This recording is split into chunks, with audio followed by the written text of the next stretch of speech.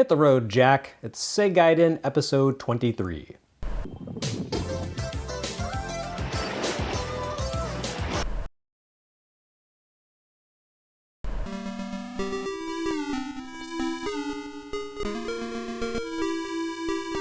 Now, here's a curious little quirk of video game history. The SG-1000 gets a sequel to a Mark III or Master System game despite being the older and less powerful system. Well, sort of.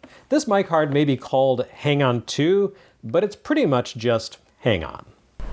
Why the Roman numeral? I have to assume that Sega didn't want the two releases to compete with one another.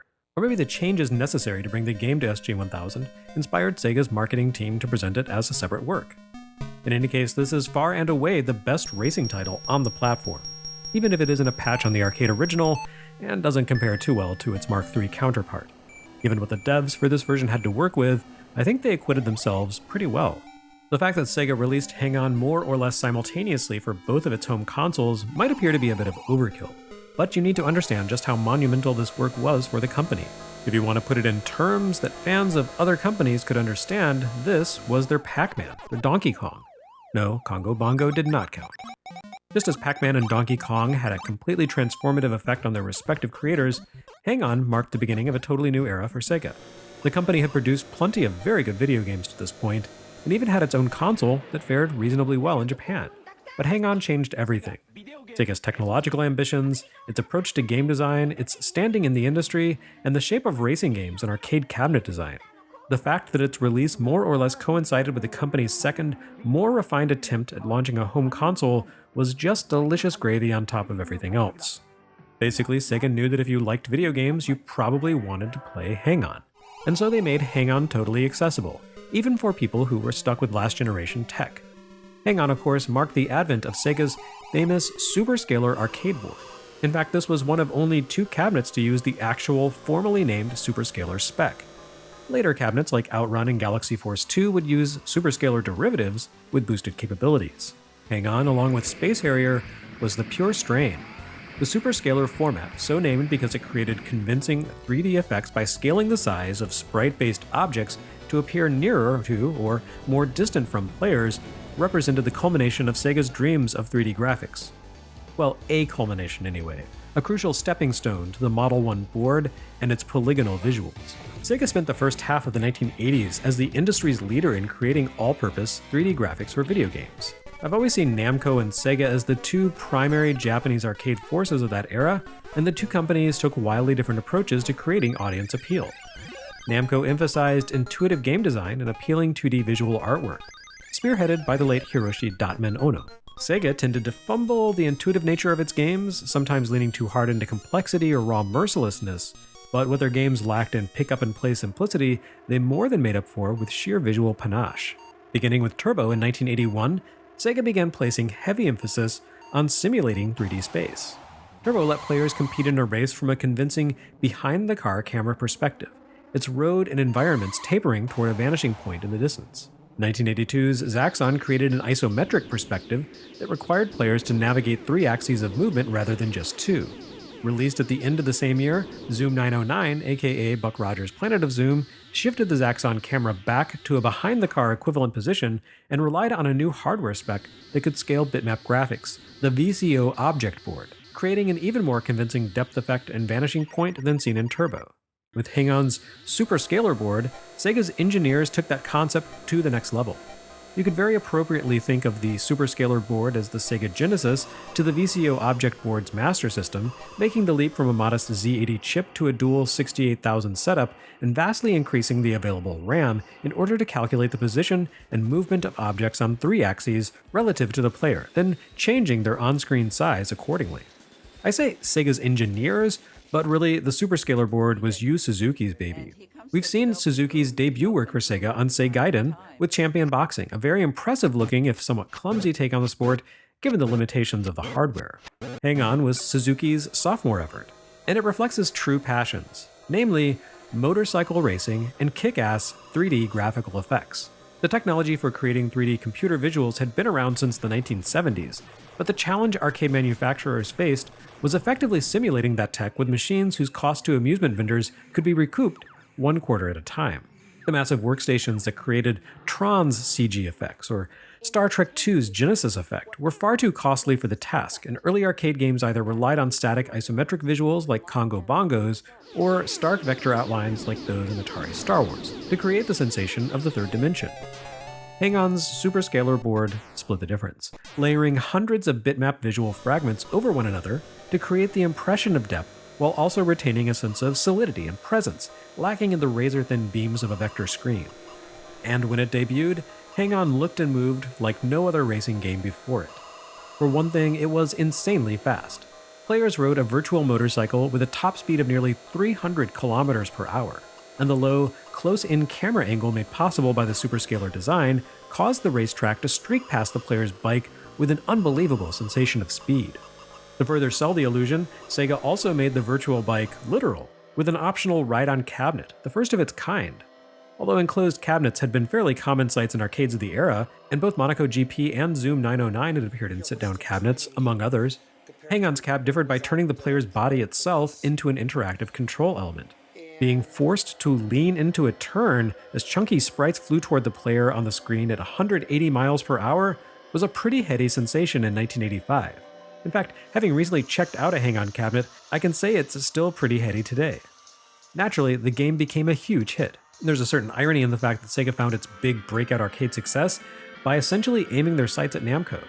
After all, Namco famously got its start as a tiny business which saw founder Masayuki Nakamura servicing electromechanical rides. Yet it was Sega that managed to incorporate those devices into video gaming. Not only that, but Suzuki has stated that Hang-On's design was inspired by a desire to beat Namco at its own game. I've increasingly learned that jealousy of Namco was a very common thread of inspiration for many of the great arcade creations of the mid-80s, and Hang-On turns out to be no different. At least this one wasn't intended to beat XEVIOUS for once. Instead, Suzuki had his sights set on pole position, Namco's massive arcade racing hit, which in turn owed a great deal of credit to Sega's Turbo. Between the blistering speed, convincing scaling, and immersive ride-on design of Hang-On, Sega set the standard for arcade experiences for the second half of the 80s. Everyone else would be left playing catch-up to Hang-On's 300 km/h racing sensation until Capcom Ring in the 90s by leapfrogging the competition with Street Fighter II. Hang-On 2 for SG-1000 obviously lacks much of the arcade original's visceral punch, what with the hardware lacking the ability to convincingly scale sprites or even render more than about a dozen colors. Sega did their best though, seemingly building this final SG-1000 racer on the bones of predecessors like GP World. Sega even offered a nod to the arcade ride-on cabinet by repurposing the SH400 steering wheel controller into the BH400 controller. That's BH as in bike handle. Essentially, this is the older steering wheel controller, but with a handlebar in place of a steering wheel, and molded, instead of in white, with the same red plastic that you see on the Hang-On arcade cabinet. Hang-On 2 was the only SG-1000 release that really worked with a bike handle controller, but this thing would come in handy for Mark III and Master System releases. In terms of content, I can't really find any differences between Hang-On and Hang-On 2, besides the obvious tech distinctions. Both games revolve around racing a motorcycle at ridiculous speeds across the same 5 stretches of track. While other racers do appear on the road, those bikes exist as obstacles rather than actual competitors. You don't need to earn the pole position, but simply reach a checkpoint before time runs out. Fail to reach a checkpoint before the 60-second timer runs to 0 and the game ends. Cross a section goal, however, and the timer refreshes with another 60 seconds added to whatever you had remaining on the timer when you cross the line. It can be a little tricky to find the best approach to racing here. Hang-On 2 lets you shift through 3 gears, low, medium, and high, but once you get up to about 190 kilometers, there's never really a reason to downshift. While your bike will slide on corners if you take them at top speed, your best bet for wrestling it back under control is simply to feather the gas until you regain traction. Naturally, you also need to avoid opposing racers. If you so much as brush one, your bike explodes into a ball of fiery death, causing you to lose time as you rev back up from 0. Though of course the other bike doesn't receive so much as a scratch. So nothing really new here, though compared to other SG-1000 racers, your fellow drivers give you a little more breathing room. Rather than consistently making a beeline for you the second you draw near, other bikes will go aggro based on the difficulty level you've selected, and even at max difficulty they still use a bit of subtlety to their actions. Plus, the narrow profile of a motorcycle versus a car means your bike has a pretty small hitbox, which makes maneuvering around other racers a lot less frustrating than in the other racing games we've seen on this system. This version even contains Hiroshi Kawaguchi's legendary main musical theme, or at least something approaching it. The SG-1000's limited sound hardware obviously lacks the rich bass line and pulsating multi-layered keyboards of the coin-op game. In fact, it has a tendency to make all game soundtracks sound essentially the same. You can make out the tune of Kawaguchi's OST if you listen carefully, but unless you compare the different games directly, the sound's essentially indistinguishable from the ZAXXON or Zoom 909 soundtracks for SG-1000. Nevertheless, Hang On 2 is a damn impressive effort from Sega to bring a groundbreaking, tech-driven mega-hit to a console that had officially been replaced by something better. Sega didn't have to go this hard for the SG-1000 port of their masterpiece, but bless them for making the effort all the same.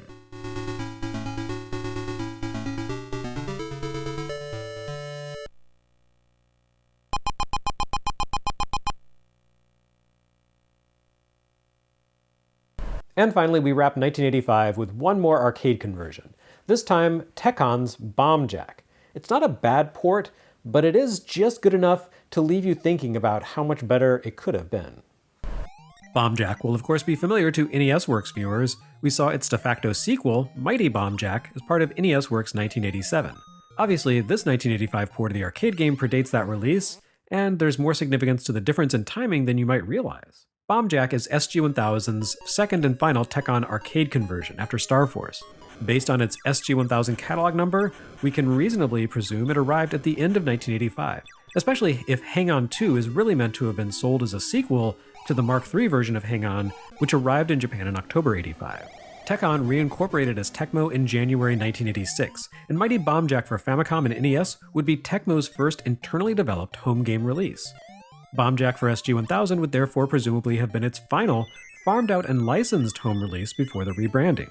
So in that sense, Bomb Jack and Mighty Bomb Jack bridge a critical divide for the company, which would go on to do very interesting things under both the Sega and Nintendo banners. I can definitely agree that this version of Bomb Jack isn't mighty, it's just plain old Bomb Jack, a very direct recreation of the arcade title. It's a more straightforward, action-driven work than the NES game. Mighty Bomb Jack, of course, reworked its stage layouts to span multiple screens filled with unbelievably esoteric secrets, in part a function of the fact that Nintendo demanded third parties' multi-platform releases be unique on Famicom and NES, but also a result of the fact that the Nintendo audience had proven to have a boundless enthusiasm for games with cryptic secrets and endless opportunities for exploration and discovery. SG-1000's Bomb Jack feels more appropriate to a Sega platform. It's much faster and more stripped down than the NES game, requiring excellent manual dexterity and still possessing just enough nuance to give score-obsessed players plenty to sink their teeth into. As in the NES sequel, you advance in Bomb Jack by clearing out all the bombs on the screen while avoiding monsters. That's it, that's all you have to do. Assuming, that is, that all you want to do is complete the game. For those interested in racking up high scores, Bomb Jack demands far more exacting play. For starters, the order in which you collect bombs makes a big difference to your score. Simply gathering the explosives is fine, but to maximize your earnings, you need to pay attention to which bombs have lit fuses. Once you collect the first of a stage's 24 bombs, the fuse of one random bomb will light up. Grab that one and you'll cause another fuse to light, usually adjacent to the bomb you just snatched. By clearing out a stage of bombs in the order in which they spark to life, you'll earn more points, and if you should manage to gather a full 23 lit fuses in a single stage, your score will skyrocket. At the same time, you need to keep an eye open for bonus coins that appear as you play. The B coins will cause a bonus timer to activate, doubling, tripling, or even quadrupling all points earned while the timer remains active. The P coin causes all enemies to become smaller coins, briefly allowing you to collect them as well. Juggling these factors while avoiding mid-air collisions with bad guys adds a lot of complexity and challenge to this straightforward creation. You also need to contend with the erratic behavior of foes, which spawn into each stage as dim-witted mummies that simply stagger back and forth for a little while. Eventually, though, the mummies will drop to the ground, at which point they transform into flying creatures, each of which behaves differently from the others. Their haphazard aerial movement pairs with Jack's wild, out-of-control jumping mechanics to make your aerial maneuvers potentially deadly. In fact, the most dangerous factor you need to deal with in Bomb Jack is Jack's ability to jump the full height of the screen and steer around freely. Imagine the constrained jump physics in ghosting goblins, then imagine the furthest thing from it, and you have Bomb Jack. You have the ability to sail through the air and zip around in any direction during your leaps, but the quick responsive controls mean that anything besides a light touch will undoubtedly result in Jack's demise. It's very easy to steer into enemies while bending through the air to collect a treasure. This is all by design, and it carries over from the arcade game intact. Unfortunately, whoever programmed this particular version of Bomb Jack decided to be a little too faithful to the arcade game and carried over far too much of the coin-op to work on SG-1000. Specifically, they carried over far too much visual detail. Bomb Jack was quite the eye-catcher back in 1984 when it made its debut thanks to its use of scanned, high-color, photorealistic images for stage backgrounds. The arcade game included several stage wallpapers, including a sphinx and a cityscape, with the intent of depicting a journey around the world. I don't know if Bomb Jack was the first game to do this, but the idea would appear in later games like City Connection. Those backdrops made their way to SG-1000, but the system just wasn't up to the challenge of splashing high-resolution photo scans across its entire screen. The console's limited 15-color palette doesn't leave a lot of room for subtle blending, so the backgrounds are instead noisy and garish. Worse, they clash with or obscure the active game elements. The platforms you need to navigate appear in cyan, while all sprites mostly appear as solid red.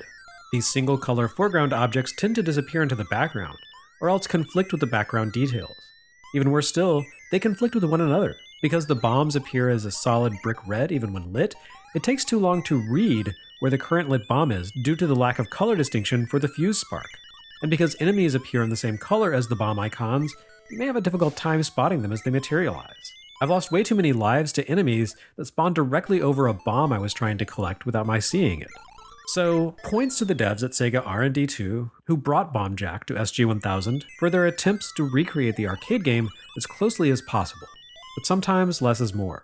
When Tecmo designed Mighty Bomb Jack for NES, they stuck to largely blank backgrounds that read clearly, and that approach, while perhaps less impressive to look at, really should have been adopted for the SG-1000 version too.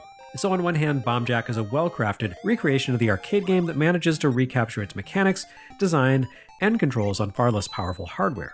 On the other hand, it suffers from such busy graphics that it becomes genuinely unpleasant to play for long, a noble effort, but one completely undermined by its own lofty intentions.